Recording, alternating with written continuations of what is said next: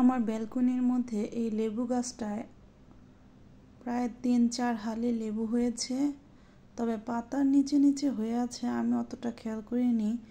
মুদাসসিরের বাবাকে বলেছি লেবু আনতে, সে বলছে তোমার লেবু গাছে তো অনেক লেবু ধরেছে। তো এই তো আমি ভালো করে দেখলাম যে সত্যি তো অনেক লেবু ধরেছে। এই যে দেখেন, আপনাদের সাথে শেয়ার করছি।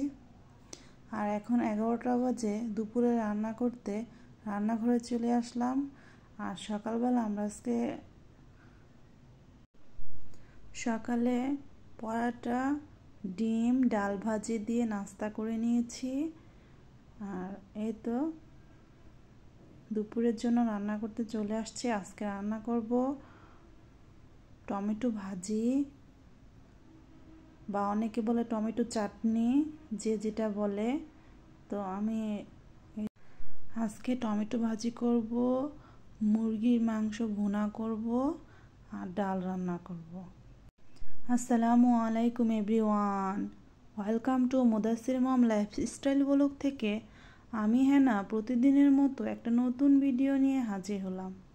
আমার ভাইয়া ও আপুরা, আঙ্কেল আন্টিরা, ছোট্ট ছোট্ট সোনামণিরা, আপনারা সবাই কেমন আছেন? আশা করি সবাই ভালো আছেন। আমরা আলহামদুলিল্লাহ ভালো আছি। এই তো ভাত বসিয়ে দিয়েছি, আরেক পাশে চুলায় আমি টমেটোটা ভাজি করে নিচ্ছি।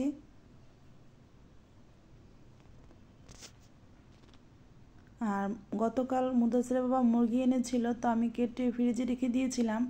আজকে যে ধুয়ে পরিষ্কার করে নিয়েছি, মুরগির মাংস ভুনা করব।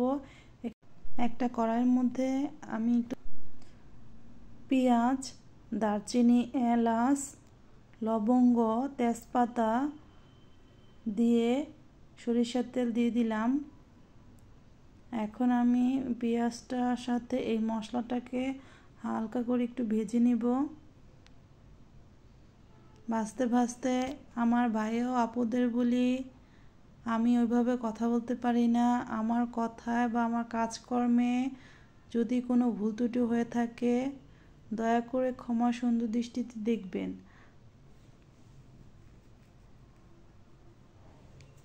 আর আমার এই ভিডিওটা দেখতে দেখতে যারা এই পর্যন্ত চলে আসছেন, প্লিজ একটা লাইক দিয়ে পুরো ভিডিওটা কন্টিনিউ করবেন। আপনাদের একটা লাইকই পারে আমার ভিডিওটা আরও 5 জনের কাছে পৌঁছিয়ে দিতে। আর আমার ভিডিওর কোনো অংশ যদি আপনাদের বেশি ভালো লেগে থাকে, তাহলে সাবস্ক্রাইব করে চ্যানেলের পাশেই থেকে যাবেন। আর পাশে থাকা বেল আইকনটা ক্লিক করে দিবেন, এতে করে আমি ভিডিও ছাড়ার সাথে সাথে নোটিফিকেশন আপনাদের কাছে চলে যাবে। আপনাদের সাথে কথা বলতে এদিকে আমি পেঁয়াজটাকে ভেজে তার মধ্যে আদা রসুন দিয়ে একটু কষিয়ে নিয়েছিলাম।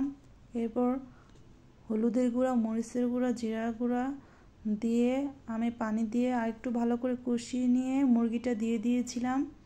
আর এই তো দেখেন, মুরগিটাকে আমি ভালো করে কষানো মশলার সাথে নেড়ে ঢেকে দিয়েছিলাম। ঢাকনা উঠিয়ে দেখছি যে মুরগিটা থেকে একটু পানি ছেড়ে দিয়েছে। আর এর মধ্যে আমি একটা টমেটো কেটে দিয়েছিলাম।